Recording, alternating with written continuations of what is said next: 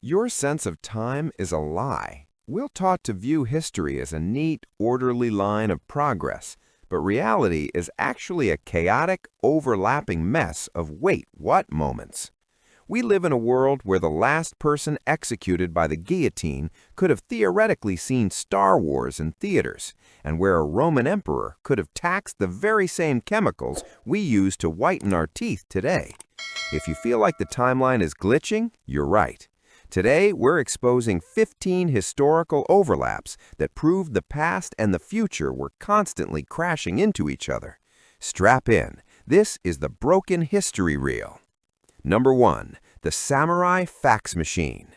The fax machine was patented in 1843 by Alexander Bain. To put that in perspective, that's before the American Civil War, before the light bulb, and long before most people had indoor plumbing. Meanwhile, the legendary samurai class in Japan wasn't officially abolished until the Meiji Restoration in 1868. This means for a solid 25-year window, a samurai in full traditional armor could have theoretically walked into a telegraph office and faxed a document. Imagine the shogun sending a high-resolution scan of a peace treaty to Abraham Lincoln while Honest Abe was still figuring out how to manage a telegraph line. The technology was primitive, using electrical signals to scan images over wire, but it worked. The next time your office printer jams, just remember that the tech is literally older than the end of feudal Japan. Number 2. Chainsaws, the Hospital Edition. Chainsaws were not invented for lumberjacks or horror movies. They were a medical breakthrough for childbirth. In the 1780s, two Scottish surgeons, John Aitken and James Jeffrey, created a hand-cranked serrated chain for a procedure called a symphysiectomy. When a baby got stuck, doctors used this device to saw through the mother's pelvic bone to widen the path. There was no anesthesia, just a woman fully conscious while a hand-cranked chain with teeth did the work. It was considered the safer alternative to C-sections at the time. It took nearly a century for someone to look at that bone-cutting tool and realize it would be much more ethical to use it on a pine tree. Number 3. Star Wars versus the guillotine. The timeline of the 1970s is a complete mess. The last public execution by guillotine in France took place on September 10, 1977, for a convicted murderer named Hamida Jandoubi. Exactly a month later, Star Wars: A New Hope premiered in French theaters.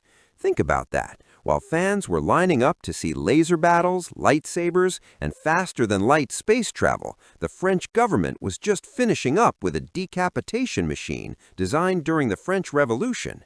The guillotine remained the official method of capital punishment in France until 1981. We were living in the space age and the age of the terror simultaneously. Number 4. Nintendo, the Victorian startup. Nintendo is a household name for digital entertainment, but they've been around since 1889. When Fusajiro Yamauchi opened his small shop in Kyoto, making handmade Hanafuda playing cards, Jack the Ripper was still the lead story in London newspapers, and the Eiffel Tower was brand new. Nintendo spent nearly a century as a card company, even dabbling in love hotels and instant rice before pivoting to video games in the 1970s. Mario's corporate heritage isn't in Silicon Valley, it's in a 19th century workshop where the cards were often sold to Yakuza members for high-stakes gambling. Number 6. The Great Emu War. In 1932, the Australian government officially declared war on emus. This wasn't a metaphor. They sent the 7th Heavy Battery of the Royal Australian Artillery with Lewis machine guns and 10,000 rounds of ammunition. The goal was to cull 20,000 emus that were destroying wheat farms. The result? The emus won. The birds proved to be expert guerrilla tacticians, splitting into tiny groups to make machine gun fire useless and absorbing multiple hits without slowing down. After a month of failed ambushes, the military retreated in total humiliation. The emus suffered minimal losses and kept the territory. Number 7. Napoleon's Rabbit Retreat. Napoleon Bonaparte conquered most of Europe and reshaped global warfare, but his greatest defeat came from a fluffier enemy. In 1807, to celebrate a peace treaty, he requested a rabbit hunt. His chief of staff gathered 3,000 rabbits, but he made one fatal mistake. He bought domesticated rabbits instead of wild ones. When the cages opened, the rabbits didn't run away in fear. They saw Napoleon and thought it was feeding time. Thousands of bunnies swarmed the Emperor of France, flanking him from both sides like a furry infantry. Napoleon was forced to flee to his carriage, desperately throwing rabbits out the window as they tried to hop inside. Number 8. Cleopatra's iPhone timeline. If you look at a human history line, Cleopatra is practically a modern figure. She was born in 69 BC, which puts her closer to the invention of the iPhone in 2007 than to the construction of the Great Pyramid of Giza. By the time Cleopatra took the throne, the pyramids were already 2,500 years old. They were mysterious, crumbling ancient relics to her, just as the Roman Colosseum is to us today. She lived in a world of high-level Roman bureaucracy and philosophy, looking back at the pyramid builders with the same sense of ancient mystery that we do. Number 9. Roman urine white smiles. The Romans were obsessed with hygiene, but their methods were questionable. They used human and animal urine as mouthwash to whiten their teeth. While it sounds revolting, there was a chemical logic. Urine contains ammonia, which is a powerful cleaning agent, and bleach. It was so effective that urine became a massive industrial commodity for tanning leather and cleaning clothes. Emperor Vespasian even placed a tax on the public urinals. When his son complained about the gross money, Vespasian held a gold coin to his nose and famously said, "Pecunia non olet," money does not stink. Number 10. Admiral Pepsi. In 1989, the Soviet Union was so desperate for Pepsi that they traded a literal navy for it.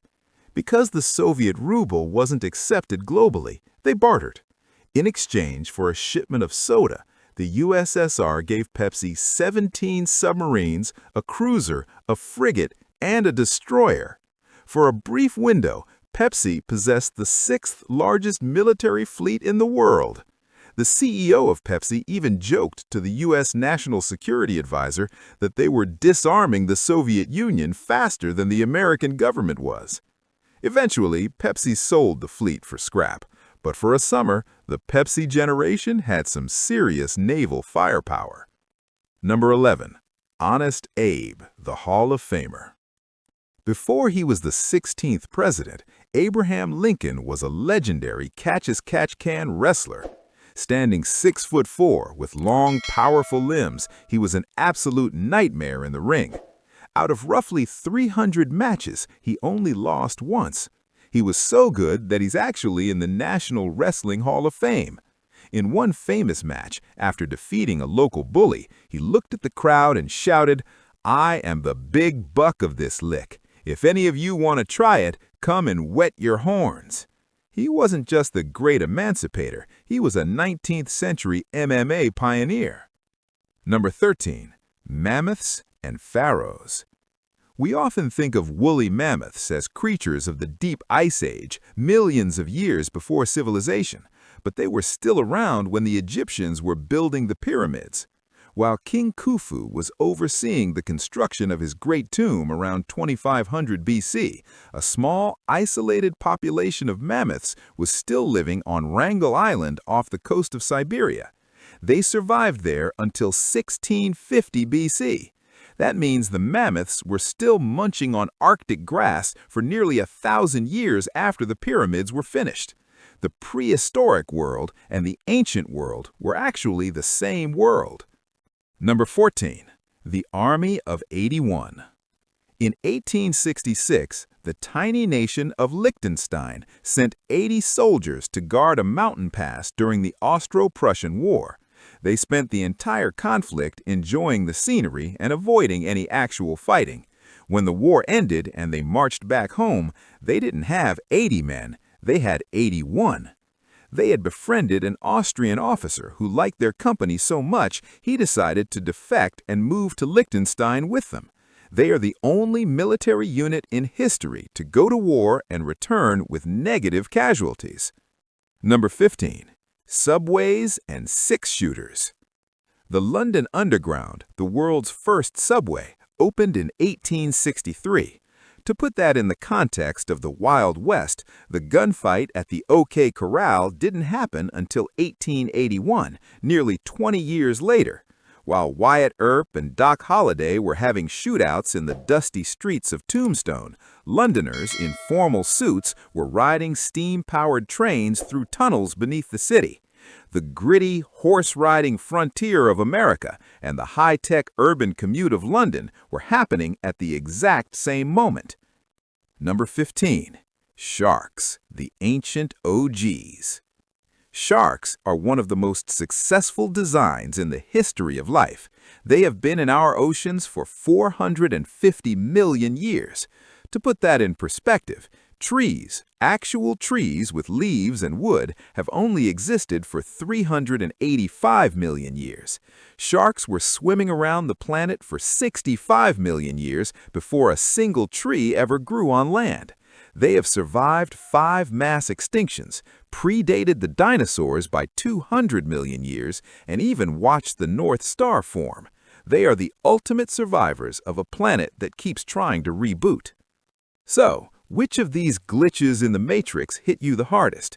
Was it the fact that samurai sending faxes, or the fact that a shark is literally older than the concept of a tree? If your brain feels like it's been through a spin cycle, that's just history doing its job. Drop your most unhinged timeline theories in the comments. I read them all. And if you're not ready to head back to the boring present day yet, click the video on your screen to dive even deeper into the archives.